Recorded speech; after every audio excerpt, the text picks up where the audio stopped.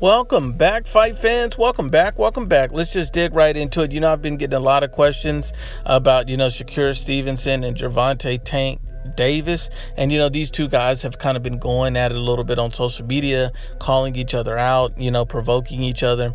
And so I just kind of want to break that down right now, because at the end of the day, I think that'll be a fantastic fight when this fight matures for it. Gervonta Tank Davis is coming into the point of his career where he's starting to need to make a way and a legacy for himself, starting to step into bigger, better fights because he keeps fighting much smaller opponents and avoiding the bigger competition like the Vasyl Lomachenkos. Once you become a world champion, once you're at 24 years old and you're a world champion, at that point you need to start stepping up your level of competition. Gervonta Tank Davis is calling out fighters, but it's not stepping up to them.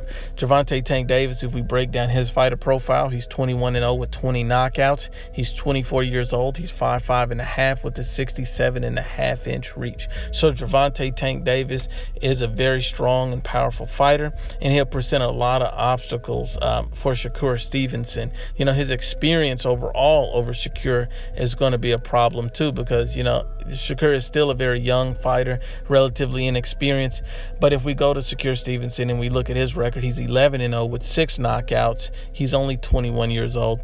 He's 5'8" with the 68.5-inch reach. So we all know that Shakur Stevenson will have the height and reach advantage over Gervonta Tank Davis. We do know that off the bat. He's going to be the taller, longer fighter over Gervonta Tank Davis. And if we're being honest and unbiased, he'll be the more polished boxer of the two. So this will be the classic type of stylistic fight of a pure boxer versus just a really big puncher. Not saying that Tank can't box, but he's just not a top level boxer like Shakur. He's not as polished as Shakur.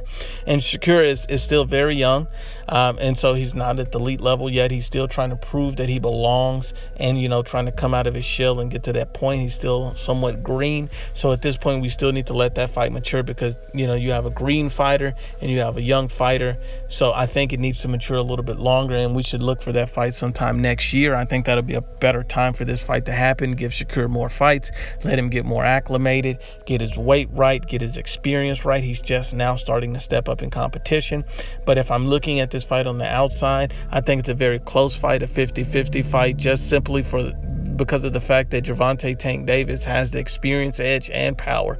But at the same time, I think Shakur, with a few more months, another year under his belt, he would probably dominate Gervonta Tank Davis, in my opinion, because he's such an polished boxer. And if his skills continue to develop at the rate it is, I don't see Tank stopping him. But once again, unbiased as always, it's the IBFP. Please share, like, and you must absolutely subscribe.